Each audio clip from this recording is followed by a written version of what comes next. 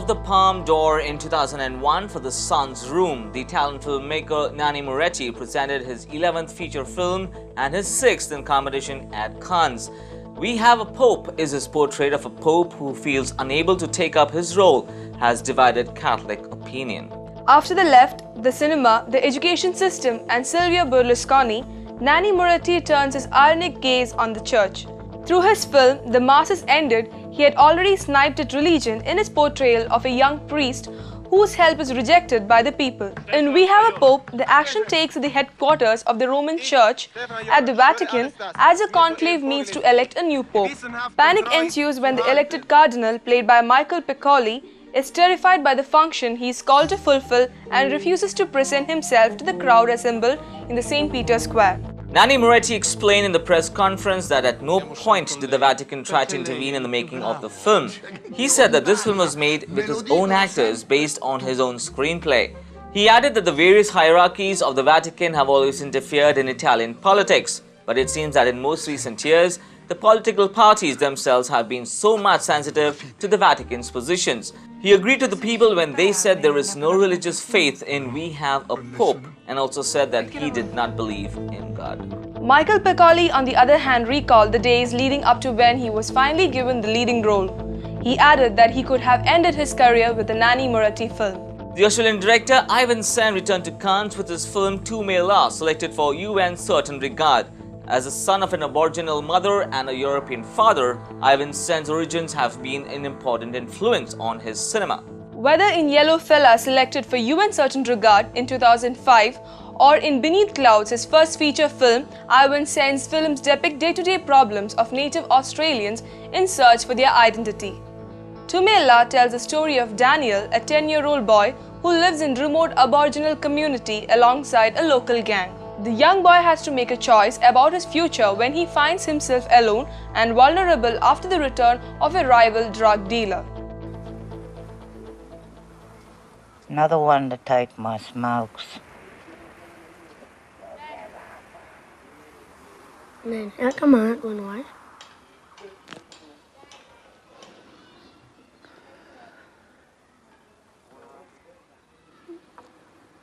Daniel, what you hanging around them boys for?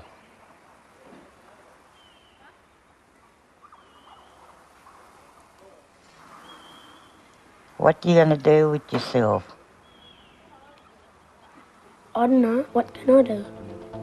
GERARDO NARANJO'S Miss BALA was screened at UN Certain Regard. Starting with a press clipping, the Mexican filmmaker sees an incident from the world of glamour, drugs and organized crime to depict a country that has fallen prey to extreme violence. Along with Days of Grace, screened on Tuesday the 17th of May out of competition, Miss BALA is the second Mexican film to depict the countries in its darkest aspects. Wuxia is not just the title of the film directed by Peter Ho Sun Chan. It's a traditional Chinese cinematic genre that combines martial arts and acrobatics, action and tradition. The first midnight screening of the festival rediscovered this genre in a realistic version.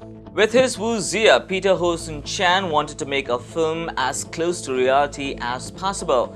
No bloodbaths, no 10-meter jumps. Instead, he places all the emphasis on coherence. Inspiration for the film came to him while watching a documentary. FATIH AKIN followed in the footsteps of Martin Scorsese, Walter Salles and Bertrand Tavernier in presenting a restored film on behalf of the World Cinema Foundation. The Turkish director chose Border Law by Lütfi Akat, produced in 1996. The film was given a new lease of life with Cannes Classics in a version restored by Imagine Retrovata. In Deliverance, near the Syrian border, farmers struggle to get anything to grow. Hidir has a family to provide for and he tries to avoid getting involved in any criminal activity, the only way of making ends meet. But circumstances force him to smuggle a flock of sheep into Syria. The World Cinema Foundation has already restored and screened nearly 20 films apart from Hudalteren Kanunu. Every year, this institution, founded in 2007 by Martin Scorsese at a gathering of international filmmakers, allows a film from the past to be rediscovered.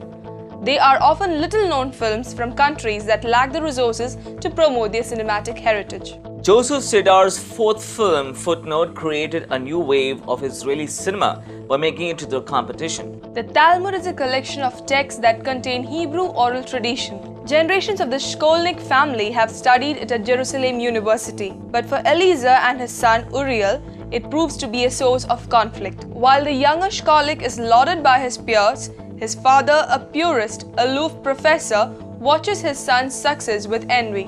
Their rivalry leads to several humorous scenes. The film may be a comedy, but it has another side too. Footnote delves deep into the heart of a Hebrew culture. The story is set at the Talmud department of the Hebrew University of Jerusalem. This department is small but famous and is the setting of numerous rivalries between researchers. And for a quick review of Day 3 and 4, the Festival Day Cannes paid tribute to the Tribeca Film Festival, an event that was co-founded in 2001 by the actor, director and producer Robert De Niro with the screening of A Bronx Tale. This New York event has become one of the world's most prestigious independent film festivals. The press conference for the film Pirates of the Caribbean on Stranger Tides was held in attendance of the director Rob Marshall, actress Astrid Burgess Frisbee, and Penelope Cruz, actors Sam Claflin, Johnny Depp, Ian McShane, and Jeffrey Rush, and the producer Jerry Bruckheimer. Johnny Depp commented on his character Jack Sparrow as a weird combination of an 18th century rock and roll star who looks like Keith Richards and Pepe Le Pew, a very romantic skunk. Penelope Cruz and Ian McShane also shared their most memorable moments on the sets of the Pirates. I'm not sure that Captain Jack can develop anymore, you know. He's kind of a fully realized sort of being, more like an organism, you know. But I guess the challenge was really just sort of trying to find new things to bring to the character, new things to deliver to the audience, to the people. You know, stuff that maybe they haven't seen him do before, or these other characters do before. Hello, boys and girls, or whatever. My name is Captain Jack Sparrow. I take it some of you have heard of me. As you may well know, there are times, almost constantly in fact, where I prefer to look at the world through the bottom of a glass. Rum. Something like this.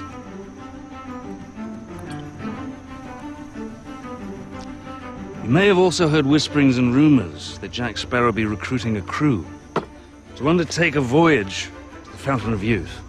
Not true. Of course not. But even if it weren't not true, you wouldn't be interested in joining me, would you? Eh?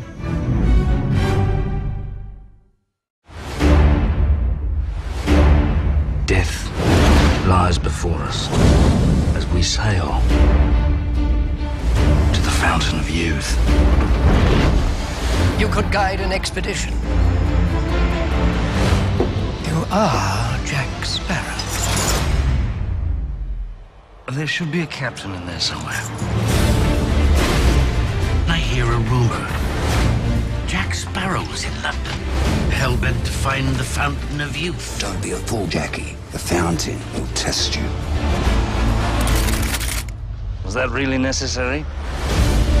Gentlemen, the fountain is the prize. Mermaid waters, that be our path. Steady as she goes. What's your play, Jack? I thought I should give you a warning. We're taking the ship. Nothing personal. Sparrow, ven aquí o te arranco la cabeza. You might be better off. You just... Stay out of it. There'll be dangers along the way. Firstly, mermaids, zombies, Blackbeard, the pirate all pirates fear.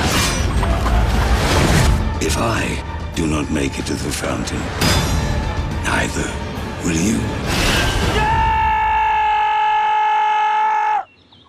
Is that it? I think so.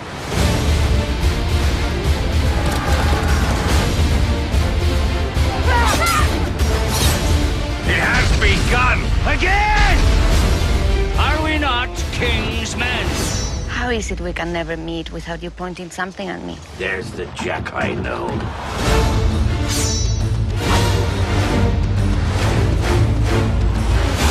Fight to the bitter end! You know that feeling you get when you're standing in a high place? Sudden urge to jump? I don't have it. Did everyone see that? Because I will not be doing it again.